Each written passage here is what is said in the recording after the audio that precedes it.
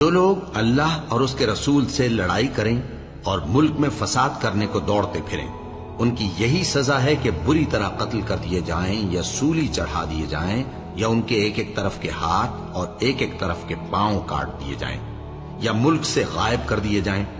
یہ تو دنیا میں ان کی رسوائی ہے، اور آخرت میں ان کے لیے بڑا بھاری عذاب تیار ہے۔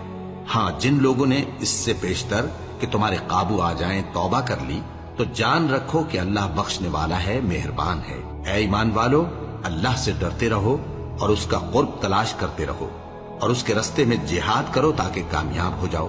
اور چوری کرنے والا مرد اور چوری کرنے والی عورت، ان کا ایک ایک ہاتھ کاٹ دو۔ یہ ان کے کرتوتوں کی سزا اور اللہ کی طرف سے عبرت کے طور پر ہے، اور اللہ زبردست ہے، صاحب حکمت ہے۔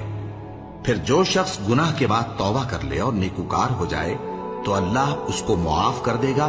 کچھ شک نہیں کہ اللہ بڑا بخشنے والا ہے، بڑا مہربان ہے۔ اور جو دو مرد تم میں سے بدکاری کریں تو ان کو ایذا دو، پھر اگر وہ توبہ کر لیں اور نیکوکار ہو جائیں تو ان کا پیچھا چھوڑ دو۔ بے شک اللہ توبہ قبول کرنے والا ہے، مہربان ہے۔ اللہ انہی لوگوں کی توبہ قبول فرماتا ہے جو نادانی سے بری حرکت کر بیٹھتے ہیں پھر جلد توبہ کر لیتی ہیں۔ بس ایسے لوگوں پر اللہ توجہ کرتا ہے، اور وہ سب کچھ جاننے والا ہے، حکمت والا ہے۔ اور ایسے لوگوں کی توبہ قبول نہیں ہوتی جو ساری عمر برے کام کرتے رہیں، یہاں تک کہ جب ان میں سے کسی کی موت آ موجود ہو تو اس وقت کہنے لگے کہ اب میں توبہ کرتا ہوں۔ اور نہ ان کی توبہ قبول ہوتی ہے جو کفر کی حالت میں مریں۔ ایسے لوگوں کے لیے ہم نے دردناک عذاب تیار کر رکھا ہے، اور کسی مومن کو شایع نہیں کہ دوسرے مومن کو مار ڈالے مگر غلطی سے ایسا کر بیٹھے، اور جو غلطی سے بھی مومن کو مار ڈالے تو وہ ایک مسلمان غلام آزاد کر دے اور مقتول کے وارثوں کو خون بہا بھی دے، مگر یہ کہ وہ معاف کر دیں۔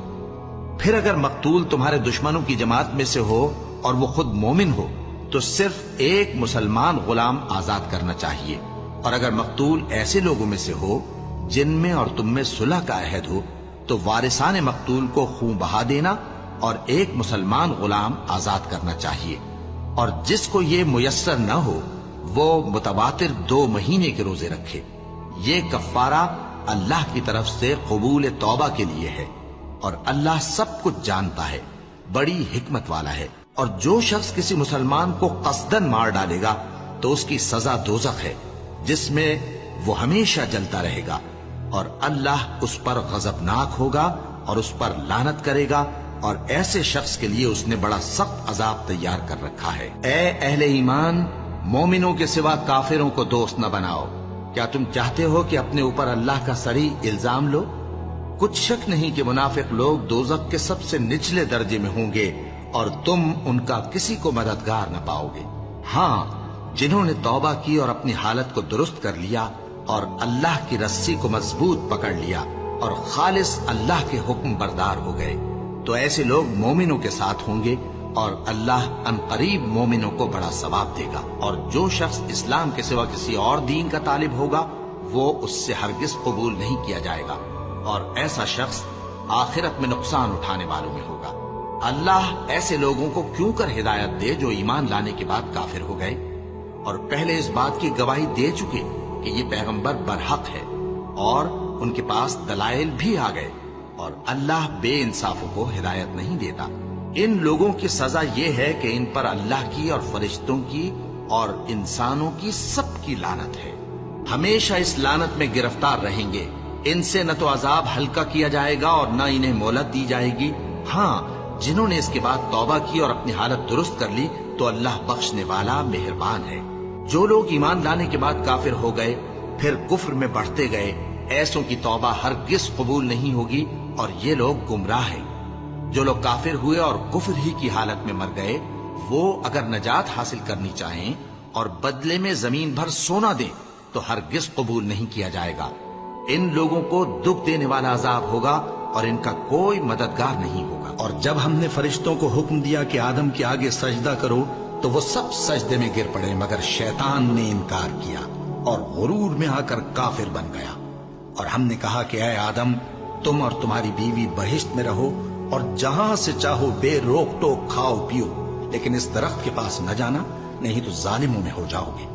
फिर शैतान ने दोनों को उस दरख्त के बारे में फिसला दिया और जिस ऐशो निशात में थे उससे उनको निकलवा दिया। तब हमने हुक्म दिया कि बहिश्ते बरी से चले जाओ, तुम एक दूसरे के दुश्मन हो, और तुम्हारे लिए जमीन में एक वक्त तक ठिकाना और माश मुकर्रर कर दिया गया है। फिर आदम ने अपने परवरदिगार से कुछ कलिमात सीखे और मुआफी मांगी तो उसने उनका कसूर मुआफ कर दिया।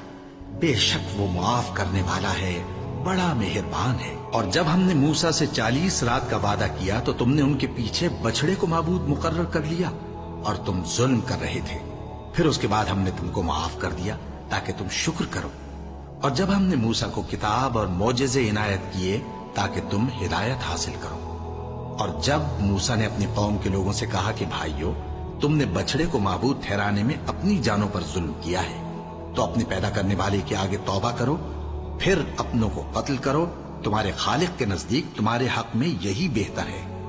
फिर उसने तुम्हारा कसूर मुआफ कर दिया।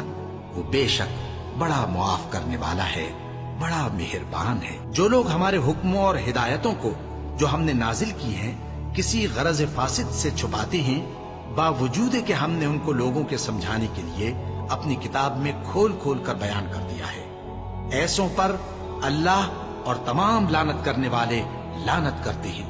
हाँ, जो तौबा करते हैं और अपनी हालत दुरुस्त कर लेते हैं और अहकाम इलाही को साफ साफ बयान कर देते हैं, तो मैं उनके कसूर मुआफ कर देता हूँ और मैं बड़ा मुआफ करने वाला, बड़ा मेहरबान हूँ। मोमिनो, अल्लाह से डरो और अगर ईमान रखते हो तो जितना सूद बाकी रह गया है उसको छोड़ दो।